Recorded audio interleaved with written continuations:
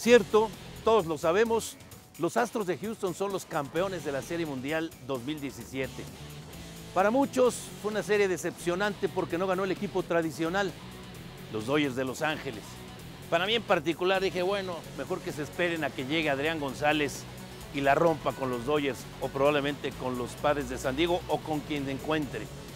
Para otros, los Astros de Houston no merecían estar ahí. Por tradición, tendrían que regresar los Yankees. Pero como dijeron en aquella película argentina, si vos también tenés tu historia. Los Astros de Houston la tienen, y la tienen en serio. Seguramente usted vio aquella película de Jackie Robinson siendo el primer jugador de Grandes Ligas de la raza negra y que rompió todos los paradigmas, y seguramente usted salió llorando de la película por la emoción. Y le tengo noticias. Al final de cuentas, esta historia tiene su parte mercadológica y su parte económica. ¿Qué tiene que ver eso con los Astros de Houston? Deme usted un poquito de tiempo y seguimos platicándolo.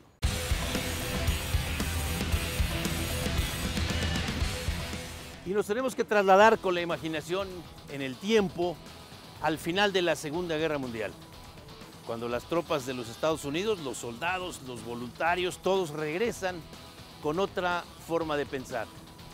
La raza negra, en tanto en deportistas como en trabajadores, las mujeres que habían tomado puestos de iniciativa y también puestos necesarios porque la fuerza de trabajo se encontraba entonces luchando en la Segunda Guerra Mundial, también piden su lugar, y no lo piden, lo exigen, y no solamente lo exigen, sino tienen derecho para hacerlo.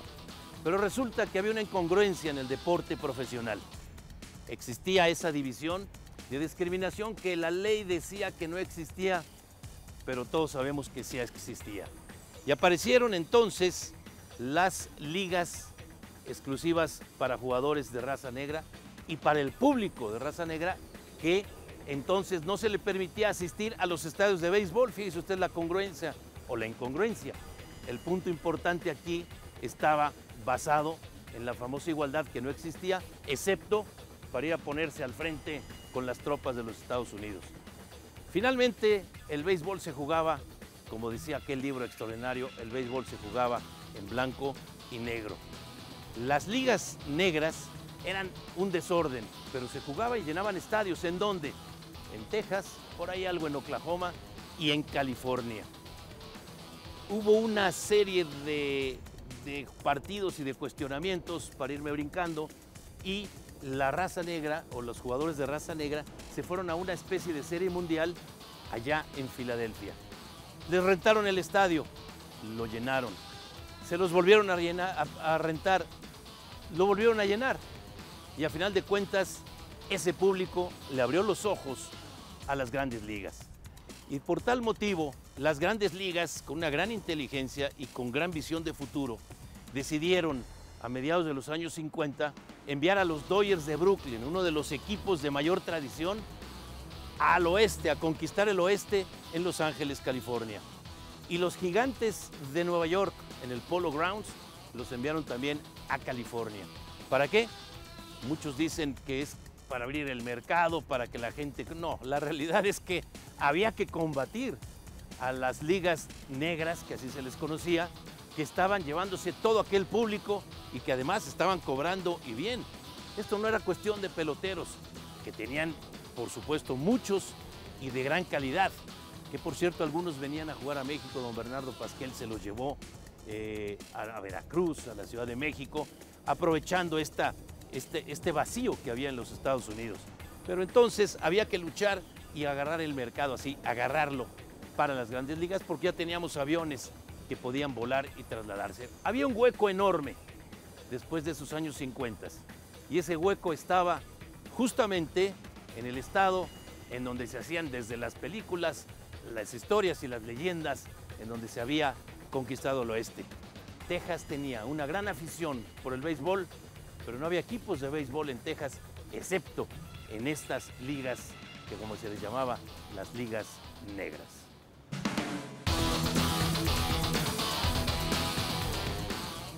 En aquel entonces, finales de los años 50, rozando el arranque de los años 60, en donde comenzaron todos aquellos movimientos políticos, económicos, sociales, religiosos, en la reivindicación de los derechos humanos parejos, como decía la Constitución de los Estados Unidos. Esto aunado a las nuevas formas y a las nuevas reglas de la sociedad norteamericana, de aquellos que habían regresado de la Segunda Guerra Mundial, como les comento, y la postura de las mujeres en cuanto a los empleos, el deporte tenía que alcanzar esto. A final de cuentas, ya no era el béisbol un deporte de trenes y de autobuses que se movía en aquella zona del noreste de los Estados Unidos, la zona de Nueva Inglaterra, la zona de Nueva York, la zona de Filadelfia, Washington, todo aquello. Era muy difícil en los años 30 y 40 que los equipos se desplazaran de otra manera.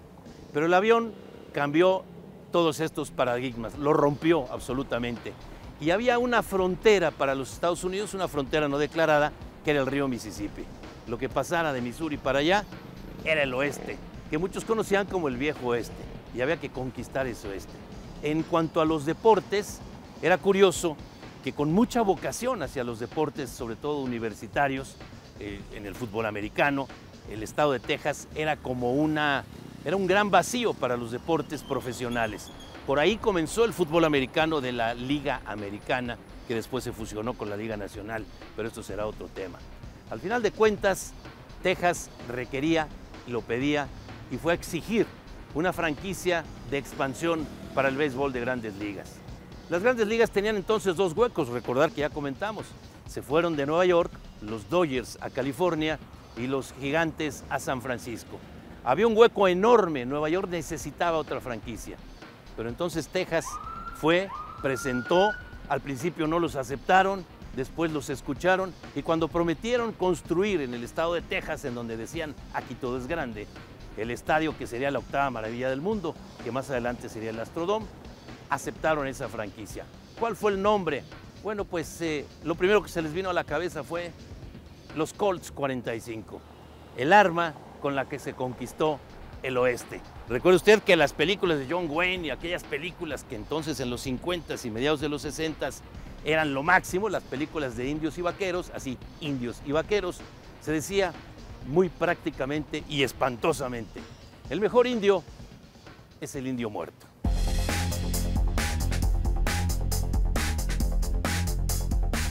Los Colts 45 presentaron un proyecto, pero al mismo tiempo las Grandes Ligas, con mucha visión, aceptaron un proyecto o promovieron el proyecto, o yo diría que enamoraron el proyecto y lo dejaron ahí para el béisbol de regreso en Nueva York. Pero la enseñanza les decía, ya no hay que regionalizar, ya no serán los Dodgers de Brooklyn para ser sustituidos por un equipo de Brooklyn, será un equipo de Nueva York. Y aprovechando el alza o aprovechando el empuje que entonces tenían las ferias mundiales, Nueva York se preparaba en 1964 para la Feria Mundial. De hecho, ahí, junto al estadio de los ahora Mets de Nueva York o del US Open, ahí está todavía aquel gran símbolo de aquella Feria Mundial de 1964. De tal manera, pues, que los metropolitanos de Nueva York hicieron su nombre chiquito y se convirtieron en los Mets de Nueva York. Este es el equipo nuevo, este es el equipo de la segunda parte del siglo, que va a buscar encontrar de a uno por uno aquellos aficionados que los Dodgers de Brooklyn y los Gigantes de Nueva York habían abandonado. Le costó mucho trabajo a los Mets, pero al final de cuentas hicieron su afición pian pianito, tomando en cuenta que nadie que había sido verdadero aficionado de los Dodgers y de los Gigantes cambiaría por la franela, entonces eran franelas, de los Yankees de Nueva York, que eran sin duda el equipo estrella y el emblemático no solo de Nueva York, sino de Grandes Ligas. Se presentaron pues en aquella convención los dos proyectos. El equipo nuevo, pero que tenía que sorprender, el equipo de Houston, los Colts 45. Insisto, con ese revólver se conquistó el oeste. Vendría entonces pues aquella primera temporada con los dos equipos de expansión que todavía no tenían sus estadios y tenían que ir jugando en estadios prestados. Fue un fracaso absoluto, los dos perdieron más de 100 partidos, pero entonces, insisto, el deporte no es lo más importante en la vida política, económica, social y religiosa, pero es como un espejo. Y aquellos que le habían bautizado al equipo de béisbol como Colts 45 como algo simpático, se comenzaron a dar cuenta que esto era una cuestión de violencia y una cuestión de racismo. y comenzaron las voces acaloradas de todos aquellos que se sentían ofendidos. No podía haber un equipo de béisbol que se llamara Colts 45, el arma con la que se conquistó el oeste. El indio bueno es el indio muerto. Y así aparecieron por ahí los mercadólogos y resulta que la NASA colocaría sus instalaciones en Galveston, entre Galveston y Houston. Y se les ocurrió el nombre de los Astros. Y a esa octava maravilla del mundo que ya estaba en construcción, se le puso el nombre del Astrodome de Houston. El Colts 45 que era el arma con la que se conquistó el viejo oeste, pues generaba violencia. Y había que recordar que en 1963, en la ciudad de Dallas, en el estado de Texas, se convirtió para muchos en la mala fama del estado más violento de la Unión Americana. Habían matado al presidente John F. Kennedy en 1963. Ya un día platicaremos acerca de esa teoría que dice que la serie de Dallas y los Vaqueros de Dallas le cambiaron la cara al estado de Texas. Yo le diría que los Colts 45 que se convirtieron en Astros de Houston ayudaron con el otro 50%.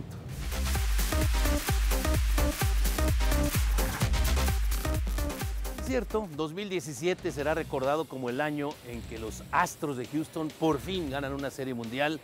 De no hacerlo nunca.